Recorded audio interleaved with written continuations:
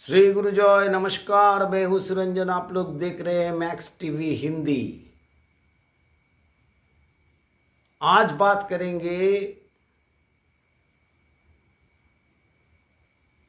कल मैच खत्म होने के बाद रोहित शर्मा ने अपने प्रेस कॉन्फ्रेंस में क्या कहा। क्योंकि रोहित शर्मा आए थे अश्विन के साथ। अश्विन ने इंटरनेशनल क्रिकेट करियर को अलविदा कह दिया और सीधा सा बात अश्विन ने कहा कि मैं समझता हूं मुझ में काफी खेल बाकी है, लेकिन मैं इंडिया के लिए और नहीं खेलूंगा। यानी इंटरनेशनल क्रिकेट का जो सारे फॉर्मेट है उसमें मैं नहीं खेलूंगा और मैं आज उस मूड में भी नहीं हूं कि मैं क्वेश्चन ले सकूं। इसलिए मैं क्वेश्चन आंसर भी कुछ नहीं करने वाला हूं। मैं खाली अनाउंसमेंट करने के लिए आया हूं जिसके बाद से मुझे इंटरनेशनल क्रिकेट में इंडिया के लिए खेलते हुए दिखा नहीं जाएगा। उसके बाद में रोहित शर्मा से सवाल पूछा गया तो रोहित शर्मा ने बताया कि मैं जब पर्थ चौथे दिन पहुंचा तो मुझसे उन्होंने कहा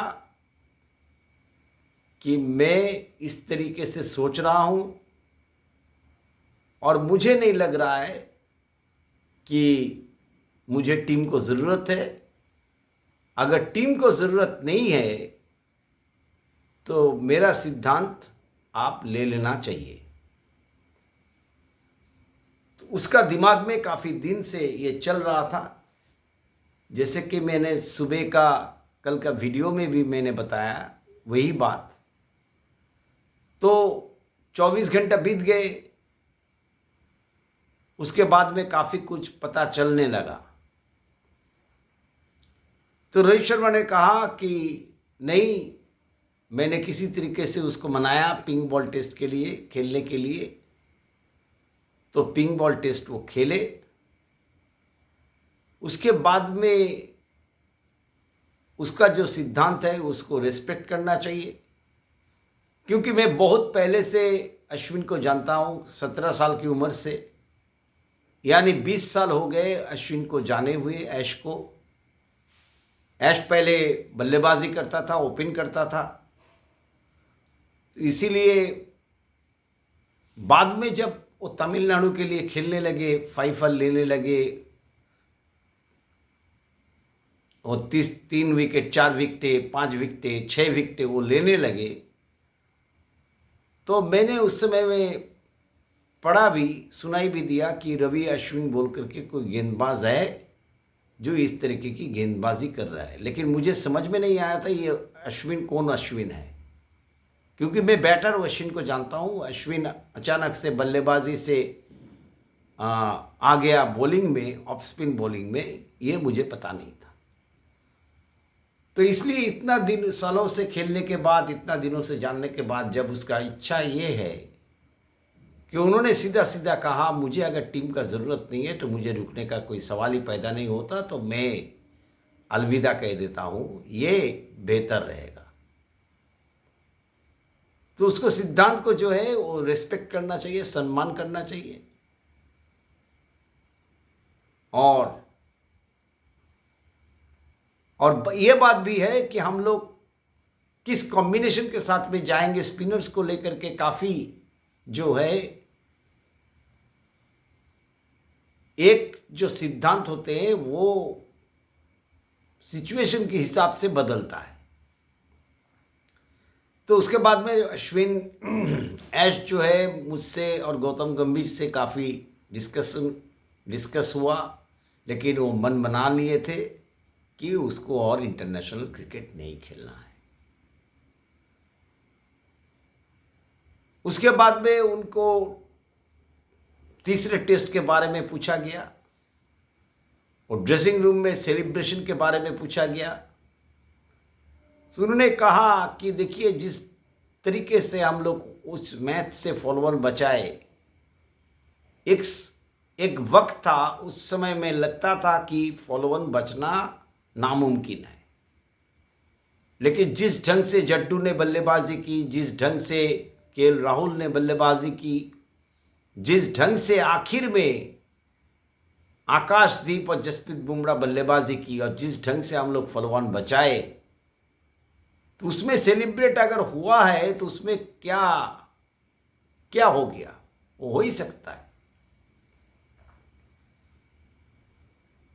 तो पीछे से जब आप आगे आते हो तो आपको बहुत अच्छा लगता है, इसलिए इस तरीके का सेलिब्रेट होना कोई अनगिनत कहानी नहीं है, ये बहुत ही अच्छी बात है। अचानक से ड्रेसिंग रूम में जो है ऊर्जा आ गया, कॉन्फिडेंस आ गया, तो हम लोग का बहुत अच्छा फाइट बैक था।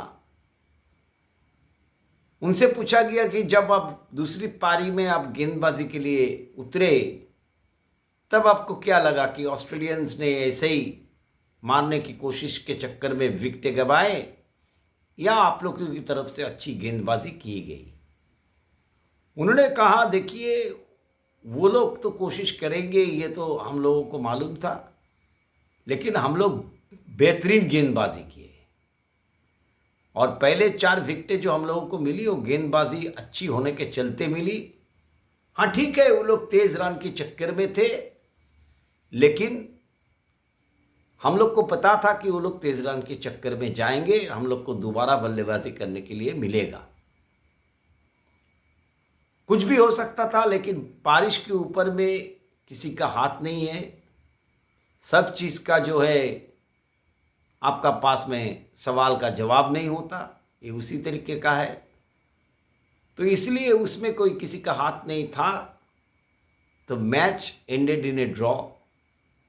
जब उनसे पूछा गया अपने उसके बैटिंग के बारे में, तब उन्होंने कहा कि देखिए, मैं जो प्रिपरेशन है, हाँ ठीक है, मैं सही ढंग से बल्लेबाजी नहीं कर पा रहा हूँ, मेरा रन्स नहीं आ रहे हैं, लेकिन मेरा माइंड एंड बॉडी जो है वो अभी भी सही लगता है, मैं एंजॉय कर रहा हूँ।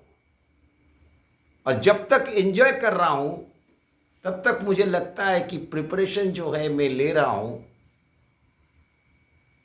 रन्स के लिए आपको नहीं दिखाई देगा, लेकिन प्रिपरेशन मेरा तो वही है और मैं काफ़ी एंजॉय भी कर रहा हूँ।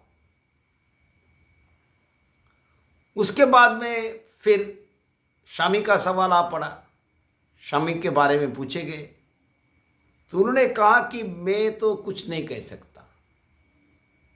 मैं इतना कह सकता हूँ एनसीए में जो लोग देख रेख कर रहे हैं, उन लोग से अगर सिग्नल मिले, जैसे मैं पहले भी कहा था, तो शामी कभी भी दरवाज़ा खुला है, कभी भी शामी आ सकते हैं।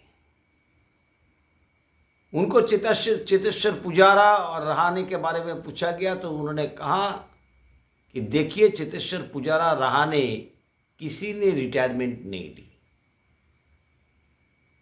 जैसे वो मजाकिया अंदाज में वो कहते हैं, मरवाओगे क्या, दोनों खेल रहा है, कुछ नहीं कह सकते, अभी तो ठीक है नहीं है, लेकिन बाद में आ भी सकते हैं, क्योंकि अभी भी वो लोग क्रिकेट के अंदर में क्रिकेट खेल रहे हैं, क्रिकेट के साथ में जुड़े हुए हैं। तो ये जो रोहित शर्मा जिस ढंग से बातचीत किया है, उनको मेलबोर्न के टेस्ट के बारे में भी पूछा गया। उन्होंने कहा, देखिए, जब हम लोग मेलबोर्न पहुंचेंगे, जब विकेटें देखेंगे, तभी पता चलेगा कि किस तरीके से हम लोगों को प्लानिंग करना है, आगे का सोच हम लोगों का क्या है और किस 11 के साथ में हम लोग को जाना चाहिए। तो ये सारे सवाल जो पूछे गए, जिस ढंग से रोहित शर्मा ने आंसर दिया, मुझे लग रहा है कि अगले टेस्ट में रोहित शर्मा को मेलबोर्न में अलग रोहित शर्मा दिख सकते हैं। अगर दिखे तो आश्चर्य होने का कोई ज़रूरत नहीं है। तो ये मोटे तौर पे रोहित शर्मा का प्रेस कॉन्फ्रेंस था। तो आप लोगों को वीडियो अगर अच्छा लगे तो आप लोग ज़रूर मैक्स टीवी हिंदी को शेयर कीजिएगा, लाइक कीजिएगा, कमेंट्स कीजिएगा और चैनल को सब्सक्राइब करने के लिए नहीं भूलिएगा। बहुत बहुत धन्यवाद।